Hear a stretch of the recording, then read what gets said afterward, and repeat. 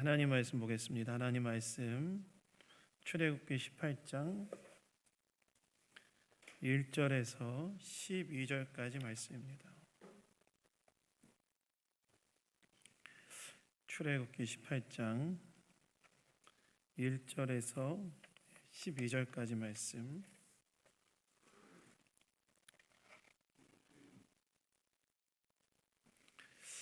다 찾으셨으면 저와 교독하도록 하겠습니다.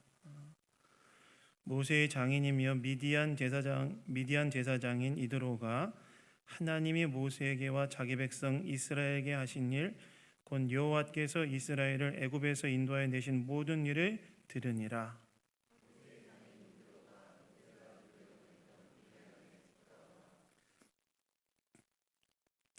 그의 두 아들을 데리고 왔으니 그 하나의 이름은 게르솜이라. 이는 모세가 이르기를 내가 이방에서 나그네가 되었다 하미요,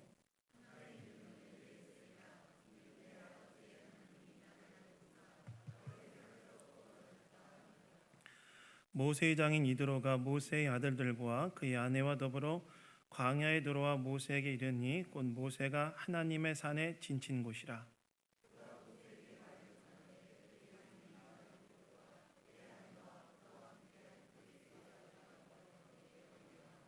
모세가 나가서 그의 장인을 맞아 절하고 그에게 입맞추고 그들이 서로 문안하고 함께 장막에 들어가서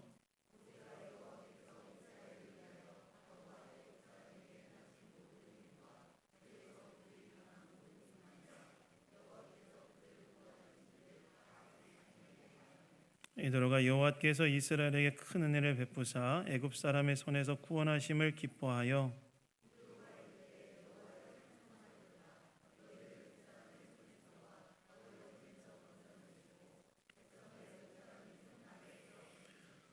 이제 내가 알았도다. 여호와는 모든 신보다 크심으로 이스라엘에게 교만하게 행하는 그들을 이기셨도다 하고, 모세의 장인 이드로가 번제물과 희생제물들을 하나님께 가져오매 아론과 이스라엘 모든 장로가 와서 모세의 장인과 함께 하나님 앞에서 떡을 먹으니라. 아멘. 아멘.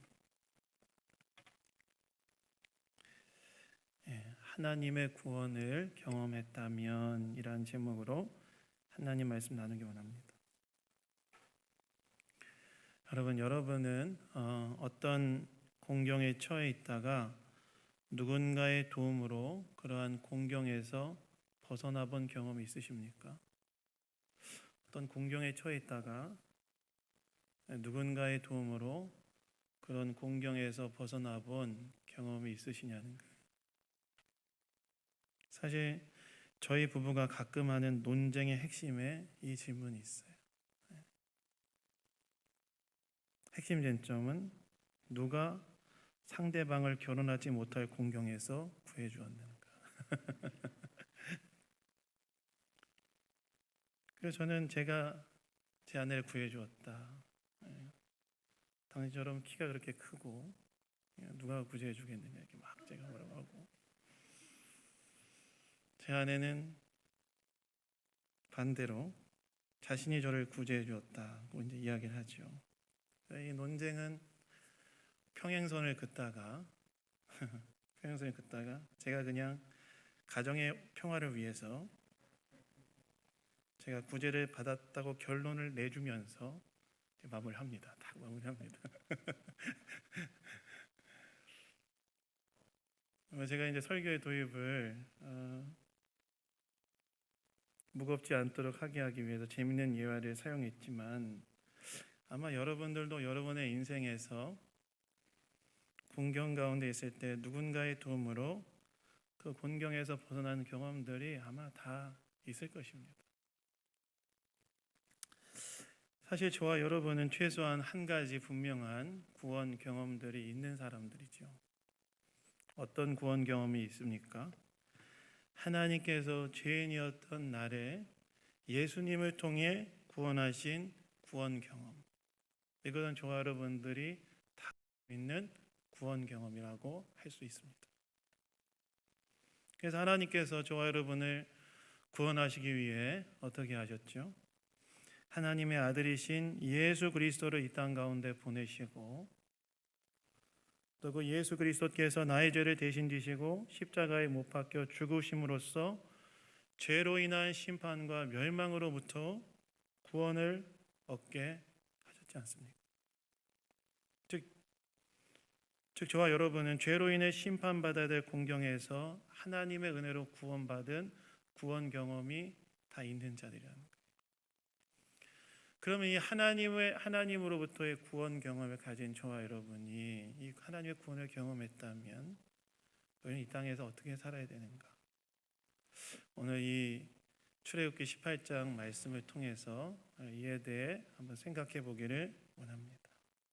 첫 번째는요, 하나님의 구원을 경험했다면, 하나님의 구원을 경험한 하나님의 백성이라면 뭘 믿어야 되냐면 오늘의 곤경에서도 하나님이 나를 구원해 주실 것이다. 그것을 믿어야 한다.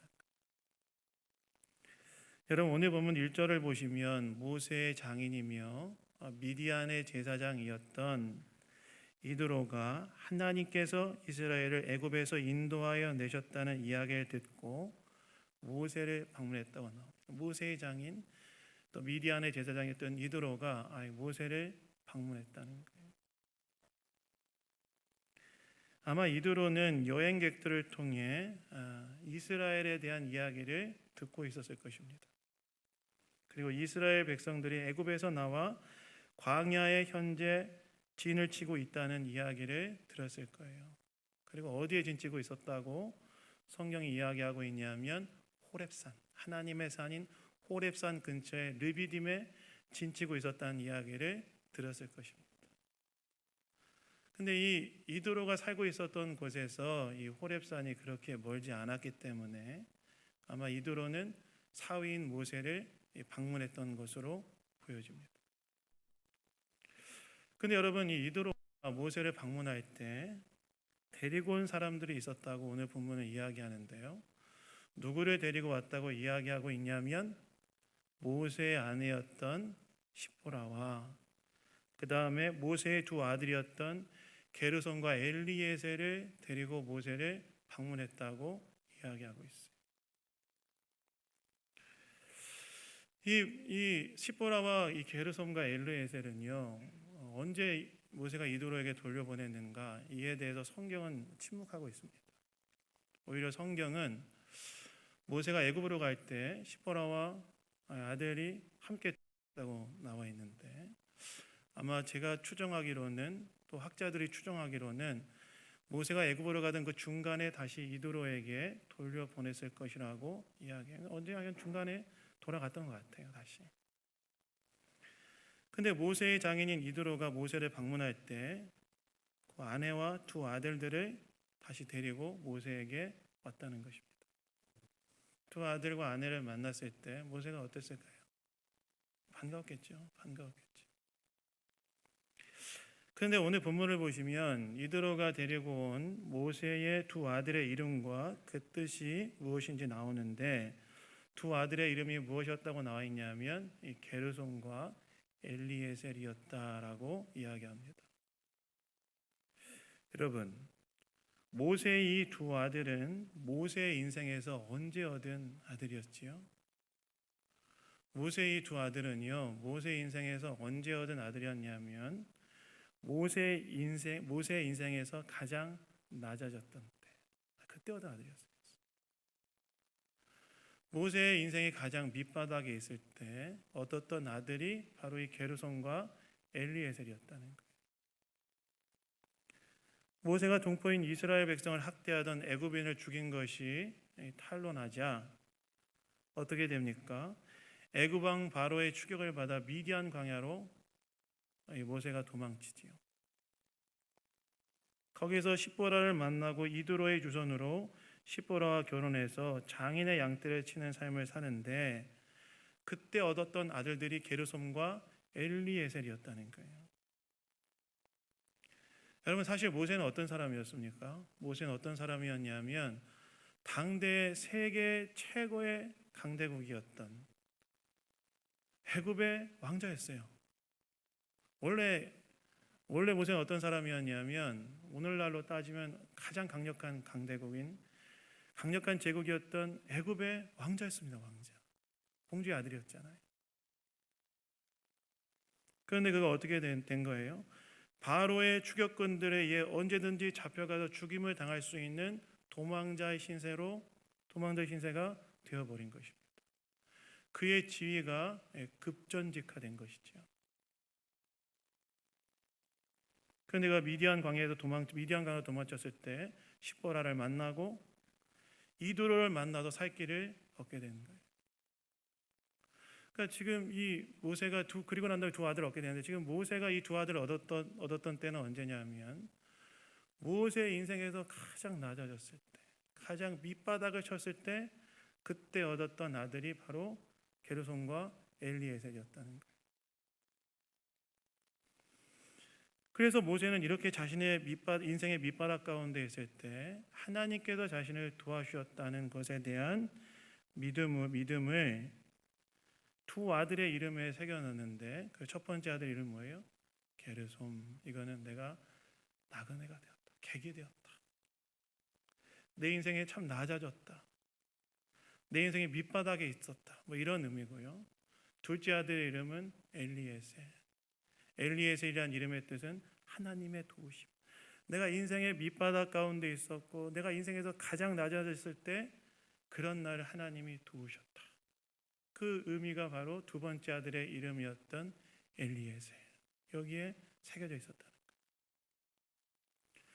즉 모세의 두 아들의 이름 게르솜과 엘리에셀은 바로의 추격을 당하던 도망자의 신세였던 자신을, 애굽의 왕자였다가 정말 인생의 밑바닥까지 가장 낮은 곳까지 떨어져 있어서 언제 죽을지도 모르는 그 도망자의 신세 가운데 있을 때 그런 날 하나님이 도우셔서 미디안 광야에서 십보라를 만나고 이도를 통해서 살 길을 얻게 하셨던 하나님의 도우심에 대한 신앙 고백으로 두 아들의 이름을 뭐라고 지었다고 성경은 이야기하냐면 게르솜과 엘리에셀이라고 지었다. 즉 그의 두 아들의 이름은 그의 인생에서 가장 낮아졌을 때 자신을 도우신 하나님에 대한 신앙 고백이 담겨져 있었던 이름이었다는 거예요. 그러면 저도 두 아들이 두 명 있는데요. 최근에 제가 가까운 어떤 분이 딸을 임신했다는 얘기를 듣고 제가 상당히 불쾌했는데 재미없으시군요. 저는 약간 재미있는 것도 진지하게 그래서 착각을 불러일으키게 하는 사람인데, 저도 첫째가 주원이고 둘째가 승원인데 제 이름을 지을 때 주원이는 그루터기 주자에 나라 이름 원자를 써서 하나님 나라의 그루터기가 됐으면 좋겠다 이렇게 지었고요. 둘째 아들은 승원인데요, 이길 승자와 나라 이름 원자를 써서 마침내 하나님 나라는 승리할 것이다 이런 의미를 담았어요. 이런 의미를 담았어요. 아마 그런 비슷한 신앙 고백은 저는 이제 하나님 백성으로 하나님 나라 이루는 삶을 살아야 된다고 생각했기 때문에 그런 의미를 담았는데, 모세도 두 아들의 이름 가운데 밑바닥 가운데 있어서 자신을 도우셨던 하나님에 대한 신앙 고백을 담았다는 거예요. 근데 그 두 아들이 이드로와 함께 자신을 찾아온 거예요. 그 두 아들이 이드로와 함께 자신을 찾아왔을 때 여러분 모세의 마음이 어땠을까요? 모세의 마음. 아마도 모세는 많은 위로와 격려를 받았을 겁니다. 왜 그럴까요? 사실 지금 모세가 상당히 지쳐 있었기 때문에 그래요. 여러분 오늘 보면 앞본문과 뒷본문을 보시면 여러분 모세는 출애굽 후에 계속해서 뭐에 노출되어 있었죠? 이스라엘 백성들의 원망과 불평에 노출되어 있었어요. 출애굽 이후에 이스라엘 모세는 계속해서 무엇에 노출되어 있었냐면 이스라엘 백성들의 원망과 불평. 물론 그 원망과 불평은 본질적으로 하나님을 향한 원망과 불평이었지만 그 원망과 불평을 첫 번째로 받아야 됐던 사람은 누구였습니까? 모세였어요. 그러니까 모세가 얼마나 마음이 지쳤겠어요. 여러분 누군가에게 소수의 사람에게 비난을 당해도 마음 불편한 게 우리지 않습니까? 누구한테 나 비난하면 좋으세요? 안 좋으시잖아요. 소수의 사람들에게 비난을 받는 것도 상당히 어려운 건데 지금 모세는 출애굽 이후에 계속해서 이스라엘 백성들의 원망과 불평을 받아냈어야 됐어요. 그 얼마나 마음이 쉽지 않았겠어요.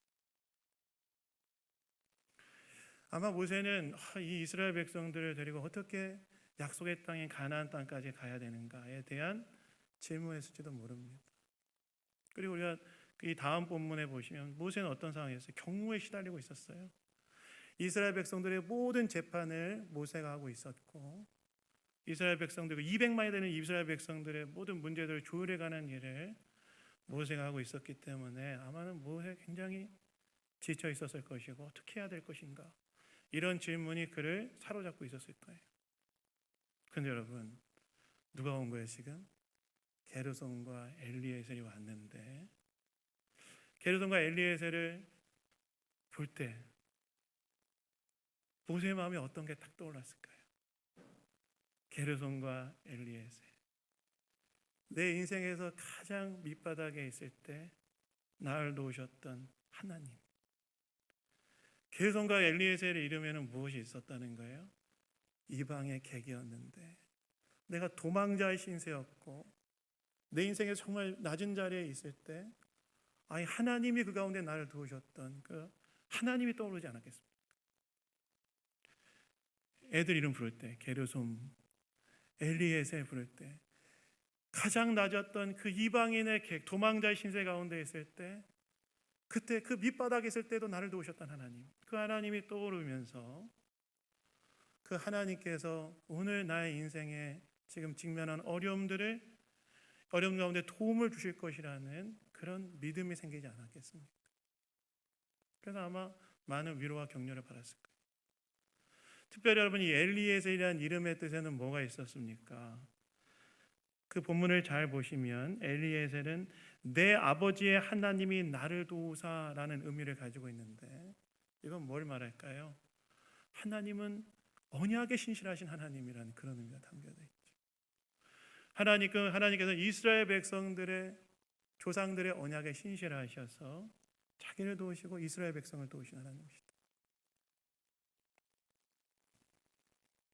그래서 두 아들을 만나고 그 아들들의 이름을 부를 때 게르솜, 엘리에셀, 내 인생에서 가장 낮은 때에 나를 도우셨던 하나님, 그들의 이름을 부를 때에 오늘 그가 직면한 어려운 상황에서도 하나님이 나를 도우실 것을 떠올리면서 그 믿음으로 새 힘을 얻었을 거라는 거예요. 그래서 여러분, 우리가 오늘의 어려운 상황 가운데 있을 때 우리는 무엇을 생각해야 되느냐? 어제 나를 구원하신 하나님이 오늘 나의 인생 가운데서도 도움을 베푸실 것이다. 어제 나를 구원하신 하나님이 오늘 나의 인생의 어려움 가운데도 도움을 베푸실 것이다. 그리고 그 하나님께서는 언약에 신실하셔서 오늘 나의 어려운 상황 가운데도 구원을 베푸실 분이라는 사실을 기억하고 하나님을 신뢰해야 된다. 여러분, 사실 저는 사실 지난 몇 주 동안 좀 우울했습니다. 우울했어요. 한국 교회가 직면한 현실을 생각할 때 참 우울해지더라고요. 여러분, 최근에 넷플릭스라는 컨텐츠 플랫폼에서 나는 신이다라는 다큐멘터리를 공개했습니다. 그 한국의 이단 사이비 교주들에 대한 내용이었어요. 근데 여러분, 그 다큐멘터리가 공개된 후에 제가 막 인터넷 댓글들 이런 거 보니까 일반 믿지 않는 분들이 물론 이단 사이비 교주들에 대한 비판도 했지만 한국 교회에 대한 비판이 정말 많이 올라 있더라고요. 물론 교회와 이단을 잘 구분하지 못한 면도 있지만 한국 교회도 그런 면이 있지 않느냐라는 비판의 목소리들이 쫙 실려 있더라고요. 제가 좀 마음이 우울했어요. 그리고 또 지난 3.1절에 여러분 어떤 일이 있었습니까? 3.1절에 세종시에 사시는 어떤 분이 일장기를 개양했는데 그분이 나중에 알고 보니까 누구였어요? 목사님이셨어요. 목사님이셨어요.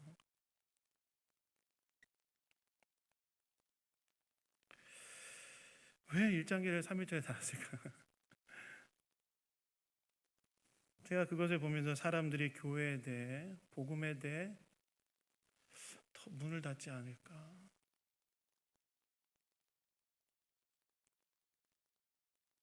갑자기 마음이 우울해지더라고요.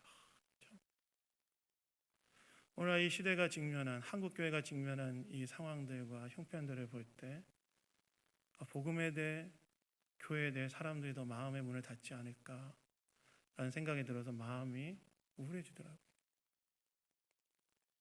그리고 교회 이런저런 상황들을 좀 보면서 마음이 좀 우울해졌어요.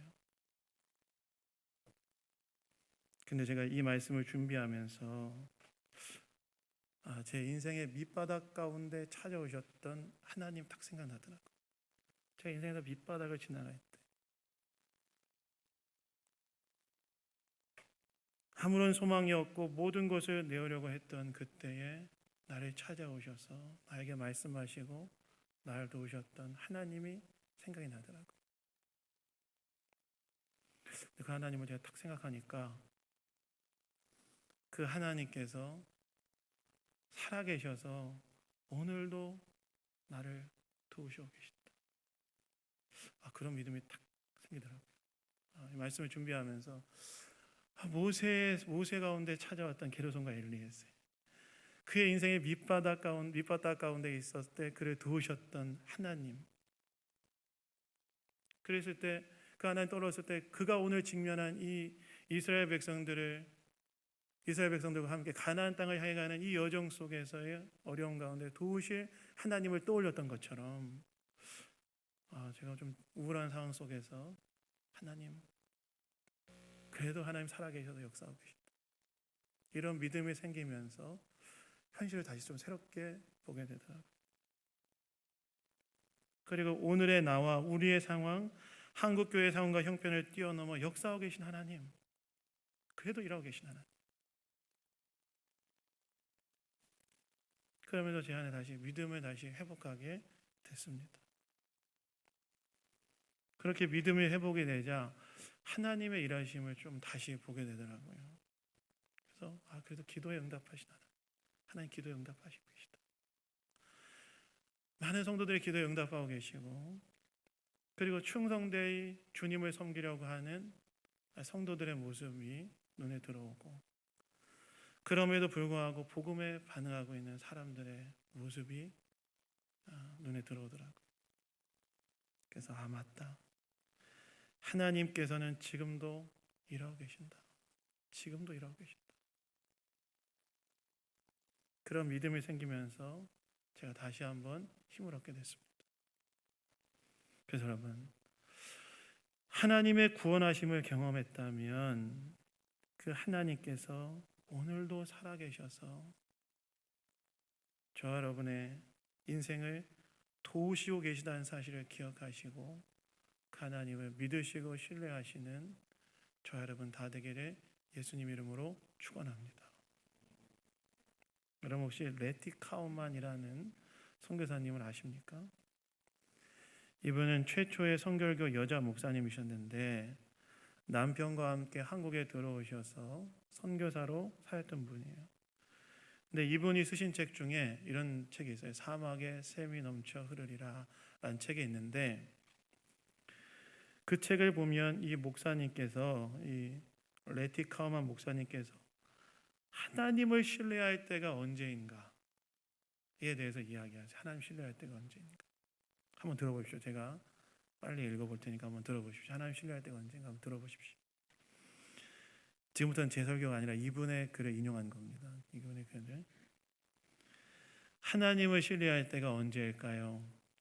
모든 것이 평온할 때, 승자의 손을 흔들 때, 인생이 환희와 찬양의 기쁜 시편이 될 때 아닙니다. 하나님을 믿고 의지할 때는 인생의 파도가 거품을 일으키며 높이 솟을 때, 먹구름이 하늘을 가득 뒤덮을 때, 하나님 도와주십시오, 하나님 구원하여 주십시오라는 기도가 기나긴 외침이 될 때 하나님을 신뢰해야 됩니다. 하나님을 신뢰해야 될 때가 언제일까요? 친구들이 진실할 때, 안락함이 구해야 할 때, 말하고 행하는 모든 것들 안에서 찬양을 체험할 때 아닙니다. 하나님을 정말 믿고 의지해야 될 때는 혼자가 되었을 때, 여름의 새들이 다 날아가 버렸을 때, 의지되었던 모든 것들이 다 사라지고 오직 하나님만 남았을 때, 그때가 하나님을 신뢰할 때입니다. 하나님을 신뢰해야 될 때가 언제일까요? 희망이 높이 솟아오를 때, 햇빛이 하늘을 수놓고 황홀함과 기쁨이 마음을 가득 채울 때 아닙니다. 하나님을 믿고 의지할 때는 기쁨이 달아났을 때, 슬픔이 인사할 때, 모든 것들이 차갑게 식어 죽었을 때, 모든 것들이 죽고 오직 하나님만 남았을 때입니다. 그래서 여러분, 내 인생에서 가장 낮아졌을 때 나를 도우시고 구원하셨던 하나님, 그 하나님을 기억하시고 오늘 낙심되어지는 상황 속에서도 하나님의 일하심을 기억하고, 오늘 낙심되어지는 상황 속에서 하나님이 나를 도우시고 계시다는 사실을 기억하시고 그 믿음으로 이겨내시는 저와 여러분 다 되기를 예수님 이름으로 축원합니다. 두 번째는요, 하나님 말씀을 붙들라는 거예요. 구원받은 하나님의 백성은 하나님 말씀을 붙들어야 됩니다. 여러분, 오늘 본문을 보시면 모세가 자신을 방문한 이드로에게 어떻게 합니까? 하나님께서 이스라엘을 위하여 행하신 일들에 대해 이야기해요. 그래서 8절에 보면 모세가 이야기한 내용이 나오는데, 우리 8절을 한번 다 같이 한번 읽어보겠습니다. 8절 읽겠습니다. 시작. 모세가 여호와께서 이스라엘을 위하여 바로와 애굽 사람에게 행하신 모든 일과 길에서 그들이 당한 모든 고난과 여호와께서 그들을 구원하신 일을 다 그 장인에게 말하매. 모세가 무엇을 말했다는 거예요? 애굽에 노예된 상태에서 이스라엘 백성을 구원하기 위하여 하나님께서 행하신 일과 강약길에서 그들이 당한 고난 가운데 하나님이 어떻게 그들을 구원하셨는지에 대해 이야기했다는 거예요. 아마 모세는 이스라엘 백성을 애굽에 종된 상태에서 구원하기 위하여 하나님이 10가지 재앙을 내리신 일과 강약길에서 경험했던 것, 하나님이 홍해를 가르시고 마라의 쓴물을 단물로 바꾸시고 그 다음에 신광야에서 만나를 내려주시고, 그리고 그들이 현재 먹고 있는 르비딤의 반석에서 물을 나오게 하셨던 하나님의 구원의 역사에 대한 이야기를 했을 것입니다. 그러자 이드로가 여러분 어떻게 반응했다고 나오죠? 이드로가 어떻게 반응했다고 나오냐면, 기쁨과 찬송을 하면서 이드로가 놀라운 신앙 고백을 하는데, 무엇이라고 신앙을 고백하냐면 11절에 보시면 이렇게 나오죠. 이제 내가 알았도다. 여호와는 모든 신보다 크심으로 이스라엘에게 교만하게 행하는 그들을 이기셨도다. 이렇게 신앙 고백합니다. 다시 말해서 하나님께서는 모든 신보다 크신 분, 진정한 신이 하나님이시라고 고백했다는 거예요. 여러분, 이드로가 어떤 사람이었죠? 이드로는 여러분 미디안의 제사장이었어요. 미디안의 제사장이란 말은 어떤 말이냐면, 미디안 민족의 신에게 제사를 드리는 일을 주관하는 사람이 미디안 제사장이었다는 거예요. 그런데 여러분, 이 미디안 제사장인 이드로가 어떻게 했다는 겁니까? 모세를 통해 들려진 하나님의 구원 역사에 대한 말씀을 듣고 여호와 하나님에 대한 신앙을 고백했다는 거예요. 변화가 일어났다는 거예요. 즉 하나님의 구원의 말씀을 듣고 이 사람 안에 하나님에 대한 믿음이 세워졌다는 거예요. 하나님을 찬양하고 하나님을 기뻐하며 신앙을 고백하는 것이 그 안에 생겨났다는 것입니다. 이 말은 무슨 말입니까? 우리의 믿음이 언제 세워지고 언제 굳건해지고 언제 분명해지느냐? 우리의 믿음이 언제 세워지고 언제 굳건해지고 언제 분명해지느냐? 하나님의 말씀을 들을 때, 하나님 말씀을 들을 때, 하나님 말씀 앞에 나올 때, 하나님에 대한 우리의 믿음이 굳건해지고 우리의 믿음이 세워지고 하나님에 대한 우리의 믿음이 더욱더 선명해지고 분명해진다는 거예요. 그래서 하나님의 구원을 경험했다면 구원받은 우리의 믿음이 더욱더 굳건해지도록 하기 위해서 어떻게 해야 되느냐? 하나님의 말씀을 들어야 된다는 거예요. 그래서 사도 바울이 뭐라고 말합니다. 믿음은 들음에서 난다. 하나님의 말씀을 듣는 자리에 있을 때 우리 안에 있는 하나님에 대한 믿음이 새로워지고 굳건해지고 분명해지고 선명해진다는 거예요. 말씀을 들어야 우리의 믿음이 성장한다는 겁니다. 여러분, 많은 분들이 하나님에 대한 체험을 가지고 있습니다. 좋은 거예요. 하나님 체험하는 거. 그러나 그 하나님에 대한 우리의 체험은 반드시 어디로 이어지고 어디로 가야 되는가? 하나님에 대한 우리의 체험은 반드시 어디로 가야 되냐면 하나님의 말씀으로 가야 되는, 하나님 말씀. 물론 여러분, 체험이 가진 장점이 있습니다. 우리의 신앙의 리얼리티, 즉 현실감을 하나님을 더 현실적으로 느끼게 하는 장점이 있죠. 그러나 그것이 정말 우리의 구원을 통해서 하나님께서 이루고자 하는 신앙의 성장을 주는가? 꼭 그렇진 않다는 거예요. 때로 체험은 체험에 매일 수 있게 하고, 체험은 체험에 있을 때만 만족을 느끼는 위험에 빠질 수 있게도 한다는 거예요. 그러나 여러분, 신앙이란 그런 것입니까? 체험이 늘 있는 거예요? 아니지요. 그래서 여러분, 신앙의 건강한 성장은 어디에서부터 오는가? 말씀에서 온다는 거예요. 말씀에서. 그래서 여러분, 디모데후서 3장 15, 16절에서 사도 바울이 무엇이라고 말합니까? 이렇게 말하죠. 또 어려서부터 성경을 알았나니 성경은 능히 너로 하여금 그리스도 예수 안에 있는 믿음으로 말미암아 구원에 이르는 지혜가 있게 하느니라. 모든 성경은 하나님의 감동으로 된 것으로 교훈과 책망과 바르게 함과 의로 교육하기에 유익하니 이는 하나님의 사람으로 온전하게 하며 모든 선한 일을 행할 능력을 갖추게 하려 함이라. 사도 바울이 어디에서 믿음이 생기고 어디에서 신앙의 성장이 일어난다고 이야기하고 있냐면 하나님의 말씀에서 우리의 믿음이 생기고 우리의 믿음이 세워지고 하나님의 말씀에서 신앙이 성장한다고 이야기하고 있는 거예요. 그래서 우리가 구원을 받았다면 우리의 믿음을 굳건하게 하기 위해서 어떻게 해야 되느냐? 하나님 말씀 앞에 나가야 된다는 거예요. 말씀을 먹어야 된다는 거예요. 그래서 여러분, 기독교 신앙은 어떤 신앙입니까? 말씀 신앙이에요. 말씀을 붙들고 사는 신앙이 바로 기독교 신앙입니다. 체험도 전통도 1순위가 아니라 말씀이 1순위여야 되는 거예요. 그렇다면 우리는 어디에서 하나님 말씀을 받아야 될까요? 여러분, 개인적으로 큐티하고 성경을 읽는 것 좋습니다. 봐야 돼요. 그러나 하나님의 말씀을 받아야 될 곳이 어디냐? 저는 주일 예배 설교에서 받아야 된다고 생각합니다. 여러분, 저는 하나님께서 교회 성도들에게 주시는, 그 교회 성도들에게 주시는 말씀이 있다고 생각해요. 그리고 그 말씀은 주일 예배 설교를 통해서 주신다고 생각합니다. 여러분, 우리가 스마트폰을 열고 유튜브에 들어가면 좋은 목사님들의 좋은 설교들이 넘쳐납니다. 근데 여러분, 문제가 있어요. 들으세요. 좋은 겁니다. 근데 여러분, 문제가 있어요. 그분들은 나를 잘 몰라요. 가장 큰 문제예요. 나를 잘 몰라요. 나를 아는 건요, 우리 교회 목사님이세요. 이 말은 무슨 말이냐? 하나님께서 주일 설교를 통해서 나에게 주시는 말씀이 있다는 거예요. 그래서 여러분, 종교개혁자 칼빈이 뭐라고 이야기하고 있냐면 하나님 말씀은 기록된 말씀이 있고 선포된 말씀이 있다, 이렇게 얘기하잖아요. 선포된 말씀, 설교가 하나님의 성경의 가르침에 위배되지 않는다면 그것은 선포된 하나님의 말씀의 권위로 받아들여야 된다. 종교개혁의 전통 속에 있는 저와 여러분이 종교개혁자 칼빈이 이야기한 거 아니겠습니까? 그래서 여러분, 선포된 하나님의 말씀도 하나님의 말씀의 권위로서 받아들이고, 나에게 주시는 말씀, 그것을 가지고 일주일의 삶 동안에 적용하고 살아가도록 애써봐야 된다는 거예요.